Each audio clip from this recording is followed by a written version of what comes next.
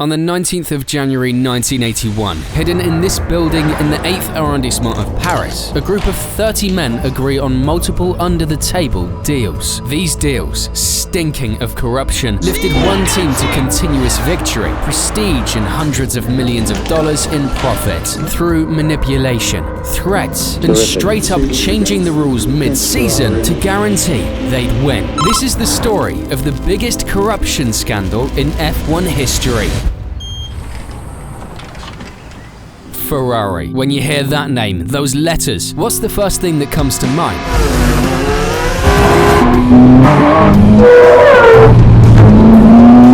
After all, it's arguably one of the 5 most recognizable brands in the world. And of course, the most successful team in Formula 1 history. Of course, it's been a while since we've seen any success. Box now, box forward. Stay out. But next year is our year, right? Their last champion was Kimi Räikkönen back in 2007, and they haven't won a Constructors' title since 2008. But since then, they've come close to winning a handful of times, but they never really had a winning car. Oh, huge disappointment for Man and Tifosi. And of course, any team, no matter how big, can have rough patches. But did you know, Ferrari has gone through much tougher times. Most die-hard F1 fans will remember it, but mostly for how they bounced back. Because on their way to the top, the Italian team went way beyond the bounds of sport and morality, doing whatever it took to get out of their mess. It all started in the 70s. That decade was all about technical and aerodynamic innovations, with new teams like McLaren, Williams, and Tyrrell leading the way and stealing the spotlight. But in 1975, Ferrari, who hadn't won a title since 1964, introduced the 312T, the first modern F1 car to break the 500 horsepower mark. It also brought in the use of low wings and a special front spoiler, with guys like Mauro Forghieri and Giacomo Caliri behind the project. The 312T was the backbone of Ferrari's cars for the next few years and turned out to be an incredible success. The team won the Drivers' Championship in 75 and 77 with Lauda, and of course the Constructors in 75, 76 and 77. But while Ferrari kept making upgrades, Lotus launched Ground Effect in 1977, which totally changed the game. Using the air that passes underneath this car, channeling it through the side pods, trapping it with these reversible skirts and passing it out of the back in a manner in which it beds the car down onto the track, so improving the traction and the road holding. The principle is very loosely called ground effect. They won the title in 78, and teams like Williams and Ligier not only copied the idea, but made it even better. And just like that, ground effect became the key to winning. That's when Ferrari, who were years behind and were still sticking with Enzo's famous aerodynamics are for people who can't build engines, finally released the 312T4 in 1979, finally adding ground effect to their previous model. And even though the 312T wasn't designed with ground effect in mind,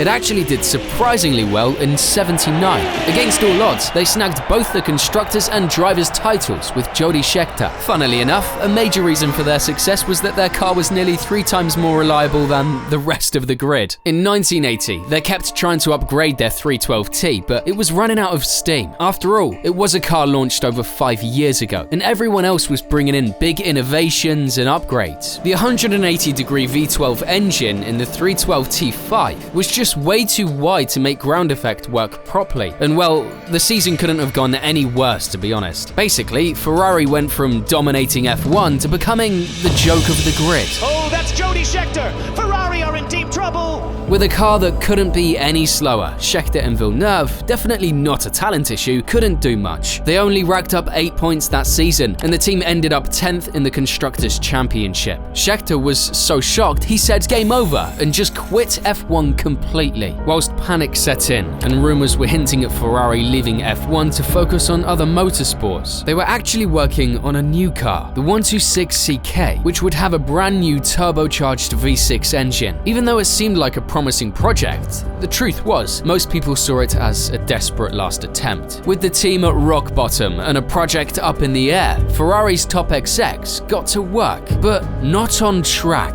They took advantage of the chaos in Formula 1 back then to pull off the biggest secret ops ever, with Enzo Ferrari being at the center of it all, desperate to get his team back to the top.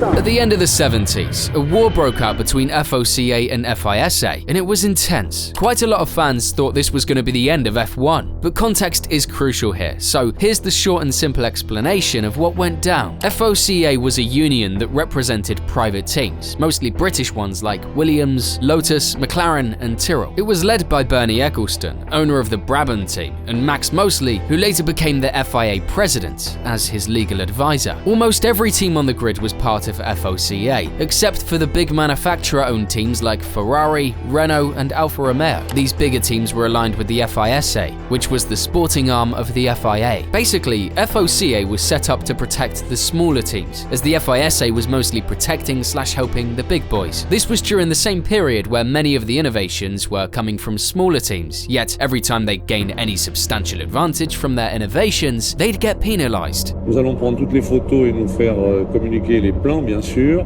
et ce ne sont que des techniciens, des ingénieurs qualifiés qui pourront déterminer si ce dispositif. I believe the French have interfered with the rules unconstitutionally and have done so for the benefit of their own racing teams so that they, after 10 years of trying, might eventually win a world championship. And this is where we really started to see into the cracks of what was happening behind the scenes, especially with Ferrari. Over time, FOCA gained more control over the commercial side of F1, making many deals with circuits that the FISA wasn't too happy about. Things got even worse when Jean-Marie Balestri became FISA's president in 1978, basically aiming to be the dictator of Formula One. To kick things off, he rolled out some pretty controversial rules. He announced that the famous sliding skirts for ground effect would be banned starting in 1981, but while Balestri was trying to regain control, the FOCA wasn't backing down, threatening to boycott races like the 1980 Spanish Grand Prix and even to start their own championship. To top it off, Goodyear threatened to leave F1 if this circus wasn't sorted out rapidly. F1 became a complete mess, and no one really knew what was going to happen.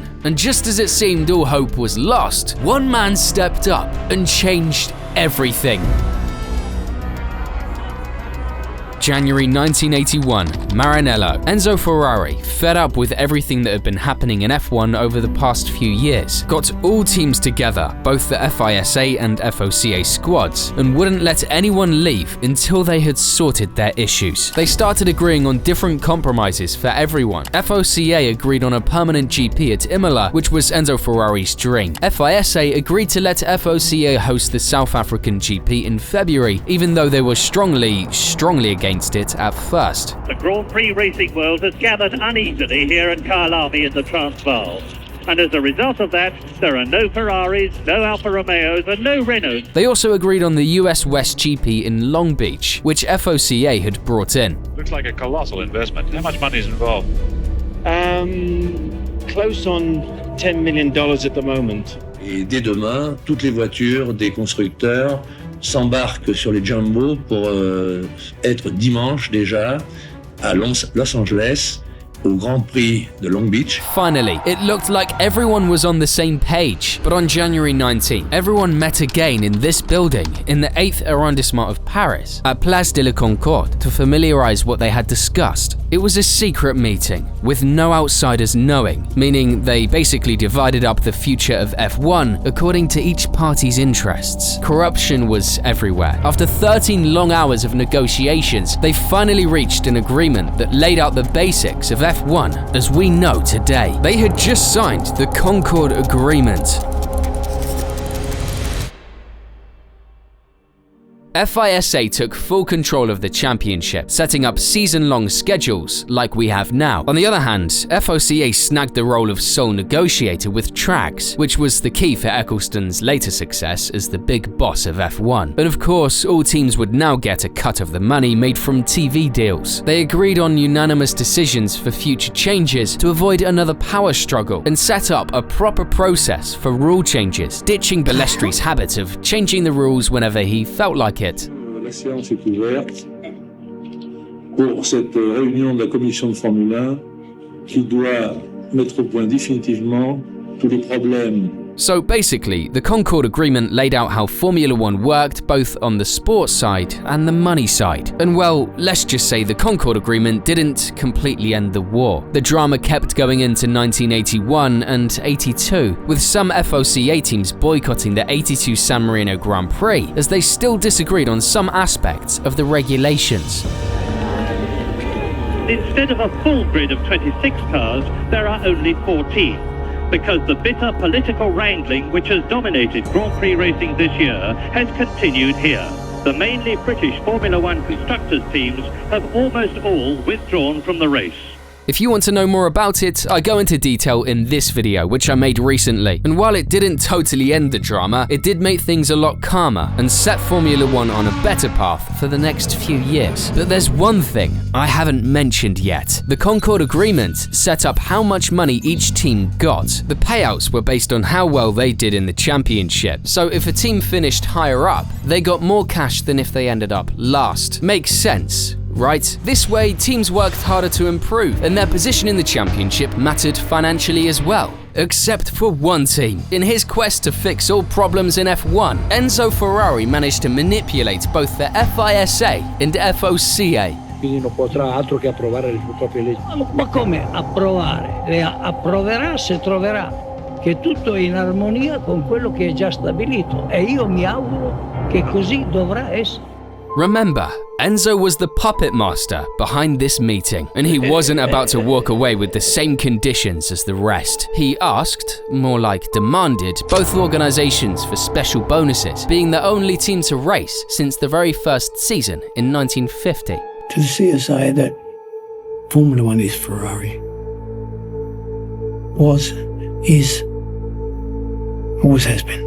Ferrari had done more than anyone to make Formula One what it was. This special bonus was something that obviously no team wanted, but while FISA and FOCA were stuck trying to figure out what to do, Enzo Ferrari made a move that they couldn't backtrack on. If his demands weren't met, Ferrari would leave Formula One.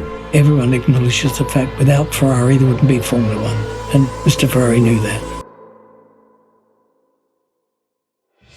Formula One without Ferrari. Can you truly imagine it? Ferrari was too big and brought in too many fans to just leave the sport. The losses would be huge for F1 and TV ratings would drop through the floor. So what could they do? Even though it was incredibly controversial, to put it lightly, they really had no other choice. They just couldn't let Ferrari leave Formula One. They fell right into his trap and handed the team a very special bonus for their historical importance. But that wasn't all. From the very early days, in fact, Mr. Ferrari had insisted was included in our agreements that they had a veto over any regulations that would damage their company. Absolute insanity. It was pretty much what he'd been doing through the FISA before and what the whole turmoil was about. At the end of the day, what really mattered to people like Balestri, Eccleston and Mosley was the money. So yeah, Ferrari now earned a much bigger part of the pie and basically the right to change rules at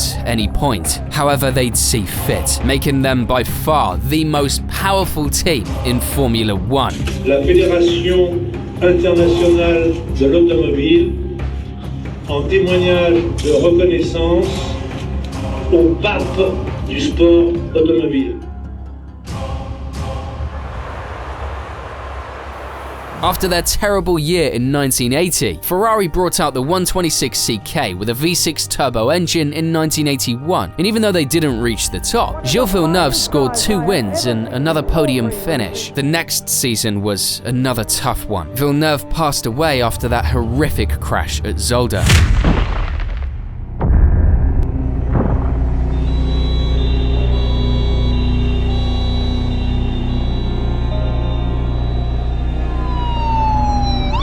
It is to inform you about the tragic news we received today. Gilles Villeneuve passes away after the injury sustained at the Zolder circuit.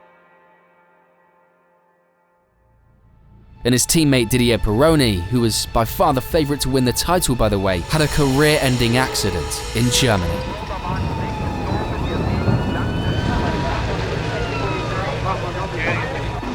And even with all these tragedies, Ferrari ended up winning the Constructors' Championship. And in 1983, the team won the Constructors' title again. Ferrari went from rock bottom to being back on top right after that meeting in Paris. But somehow, Ferrari didn't win any more titles in the 80s or 90s, even though they came close many times. Trying to go through on the inside, and it's happened immediately. This is amazing. Senna goes off at the first corner, but what has happened to Prost? He has gone off too. How do you feel about being world champion? It's not a bad feeling at all, is it? Congratulations. And while a lot of things changed, one thing never changed: Ferrari's historical bonus and their veto power. In the early 90s, Ferrari used their veto right to keep their V12 engines, even though everyone else was moving to V10s, which were the future. This way, they not only avoided failing, like in 1980, but also kept on improving in the following years, with F1 getting more and more popular, plus the rise in professionalism and new tech. Costs went through the roof, and some teams simply couldn't handle it. Even though they'd been very successful in the past, they just had to call it quits. The reason we have chosen to sell, however, is primarily financial. But Ferrari, even though they weren't performing much on track, could still keep going, with more control over the sport than anyone else. I think most of us would agree. Ferrari messed up the competitive balance in F1. They weren't just threatening to leave when they didn't get exactly what they wanted, but the Italian team had pretty much locked in a lifetime spot. And I don't know if you realize, but they went 20 years without winning, but somehow still stuck around. And whilst teams like McLaren and Williams helped propulse the sport in so many ways, it was still Ferrari reaping in the majority of the rewards. With a solid team that knew how to make the most of these perks, led by Jean Todt and with top engineers like Ross Brawn and Rory Byrne, plus Michael Schumacher joining in 1996, they finally used their extra resources the right way. Ferrari was back in the game. The crowd roars. He wins the British Grand Prix. Schumacher couldn't quite beat the Williams of Hill and Villeneuve in 96 and 97, or Häkkinen's McLaren in 98. However, in 99, it looked like he could pull it off. Over the line. Victory for Schumacher and Ferrari. But a crash at Silverstone sidelined him for half the season.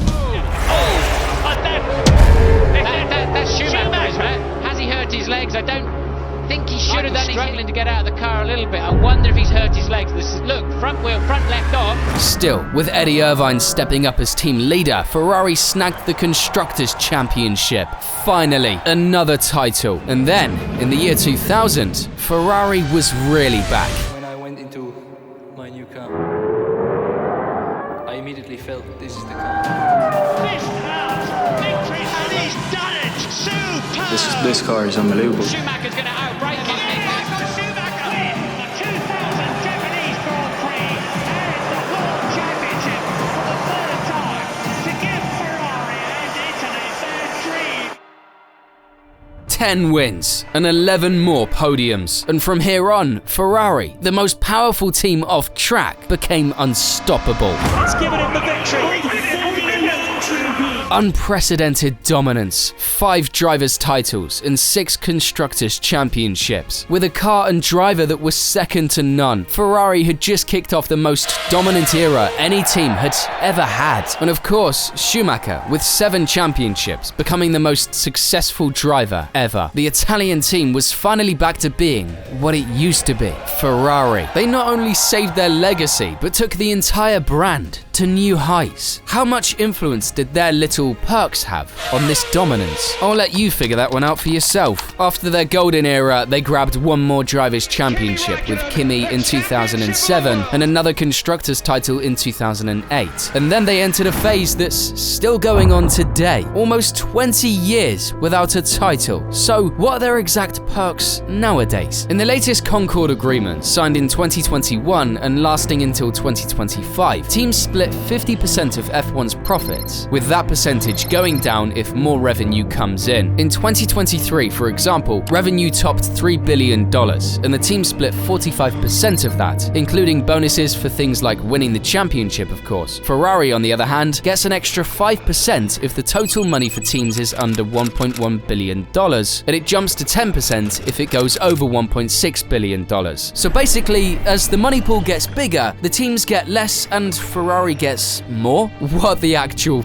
But that's not all. They've used their veto power a few times recently. The FIA regards smaller budgets as essential if the sport is to survive in these difficult economic times. In 2009, they used it to block a budget cap that FIA wanted to put in place to cut costs and help smaller teams. This is a row about money and power. Teams don't like the idea of having budget caps imposed upon them from above. Generally speaking, they find it very difficult to agree on anything. What's your next step? Right, well, the next step we're going to take, because trying to take something which isn't yours is not really in accordance with the law, so next week we will be issuing legal proceedings against Ferrari and also against Ford. Then in 2015, they blocked another proposal to limit the price of engines for customer teams. It's true they haven't won in a while, but they've never sunk as low as other big historic teams like Williams or McLaren, who've spent years at the back of the grid. I mean, with all the resources and political perks, it's close to impossible, right? But what if they lost their FIA-granted rights? Would they sink and leave the sport? Or would they just stick around in F1, hitting rock bottom like in the 80s? It's more than clear they have an unfair advantage over